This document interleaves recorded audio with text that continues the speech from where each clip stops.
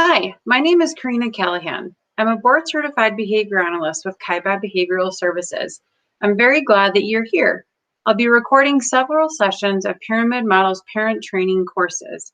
During this time, we're going to talk about ideas for helping our children feel loved, safe, and special, feel competent and confident about all the things they do, build relationships, develop friendships, learn how to follow directions, learn how to manage emotions, let us know what their behavior is trying to communicate, and learn new skills to replace challenging behavior.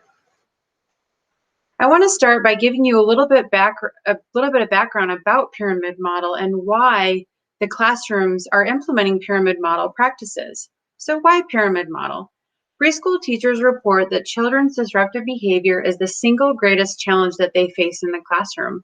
Preschool children are 3 to 5 times more likely to be expelled than children in a K-12 setting.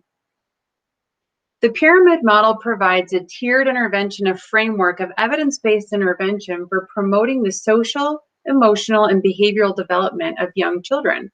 The model describes 3 tiers of intervention practice. The first is universal promotion for all children. Secondary prevention to address the needs of children at risk for social emotional challenges. And lastly, an intensive or tertiary intervention for children with persistent challenges. So here's a visual to represent what I just mentioned.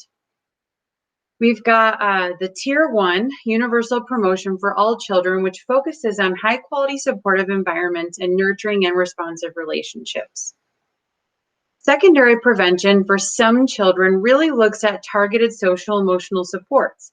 So this is systematic approaches to teaching social skills that can have a preventative and remedial effect on children. And lastly, a tertiary intervention for very few children. The research tells us about 5% of children. This looks at an assessment-based intervention that results in individualized support behavior plans. The goal of the pyramid is to promote children's success by first creating an environment where every child feels good about coming to school. Designing an environment that promotes child engagement and really focusing on teaching children what to do, such as teaching expectations and routines and teaching skills that children can use in place of challenging behavior. Today is the first of many sessions of the parent training courses. We will focus on making a connection with positive relationships. Think about someone who is really important to you when you were growing up. People you may think of might be your mom, your dad, your grandma, a teacher, maybe even a coach. Write this person's name in your workbook. This workbook will be included with this presentation. So what made you think of this person? What did this person do that made you feel special? Examples might include that they always took the time to listen to you. They always loved you regardless of what you had done. They always made you feel really important and special. Write these responses in your workbook.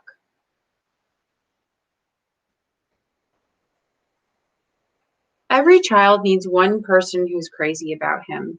This is such an important quote for us to remember. It's important for every child to have someone who is crazy about him or her. We want to be that person in our child's life who makes him or her feel loved and special.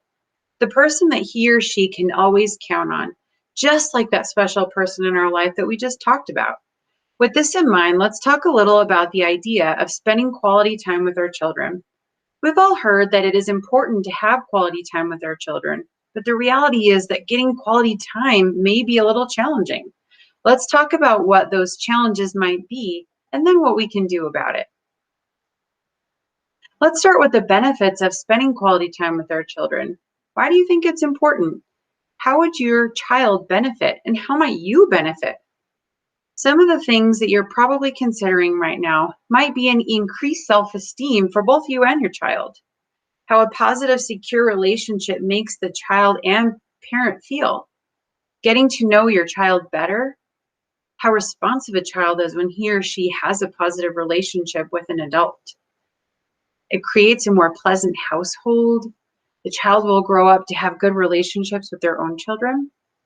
Helping that child to feel and interact with others. Children love it when we spend time with them and when we give them that special attention. Now let's think about some barriers. Some things that might be going through your head would be that parents feel they don't have enough time to balance their work and siblings and other obligations. Parents get really stressed out. One of those stressors might be having additional siblings in the house where there might be some rivalry. You may have an unsupportive partner in the household. Parents with a history of unsupportive relationships, maybe how your parents treated you growing up. A child who presents challenging behavior always makes it difficult to spend quality time. Parents not knowing how to play with their children.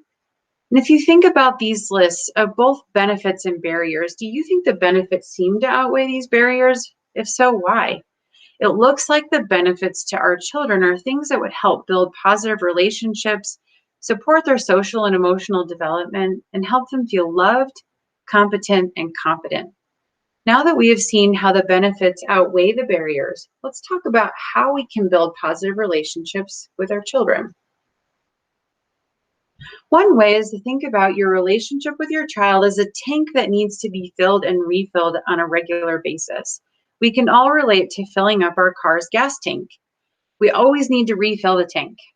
It's the same way with our children. Their tanks always need refilling.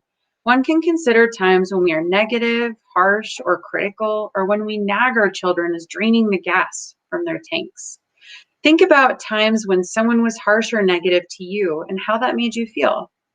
When we actively build positive relationships with hugs, smiles, encouraging statements, listening, and playing, it's as if we were filling or refilling our child's tank. When we fill and refill our child's tank, we're strengthening our relationships and building our competence and confidence. The more we fill and refill their tanks, the more confidence they have in developing relationships with others. It's important to remember that building positive relationships is mainly about positive time and attention and not giving our child things. So let's think about some no-cost strategies for building positive relationships with our children and ideas that don't take a lot of time or money and help us to be sustainable in our daily lives. Some of these might include reading a book together, taking a walk, singing your favorite songs together, eating dinner, talking or singing in the car or on the bus, hugs, high fives, kisses, winks, thumbs up, saying I love you, asking your child about his or her day, letting your child be your special helper, maybe helping with dinner or laundry, and just sitting and playing together. Now that we have generated a lot of ideas for filling and refilling your child's relationship tanks, let's take a look at activity 2 in your workbooks. At each of our positive solutions for family sessions, you'll be given some things to try at home activities, or homework, if you will. These will be fun activities that you can do with your child to build on the things that we talk about in our sessions. The first activity focuses on trying 5 ideas to fill and refill your child's relationship tank during the next week. Try to think of things that will make your child feel really special. Let's take a few minutes now and write these ideas down in your workbook. So what do you think you might want to try? As you try these ideas over the next week or so, write some notes about how your child reacted and how it made you feel. Building on the filling and refilling tank idea, I would like to share a powerful tool that you can use to support your child's competence and confidence, as well as change his or her behavior. That tool is using positive comments and encouragement. You can do this by catching your child doing the behaviors that you would like to see and encouraging him or her to continue those behaviors. Using encouragement can help increase desired behaviors and decrease unwanted behaviors. That's a good thing, right?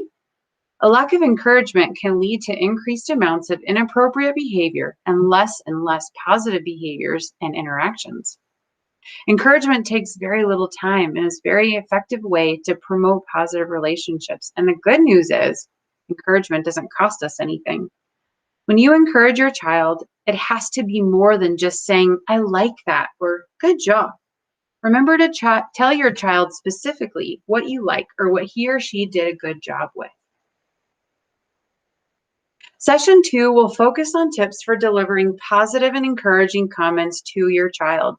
Thank you so much for spending time with me today, and I will see you soon for session 2.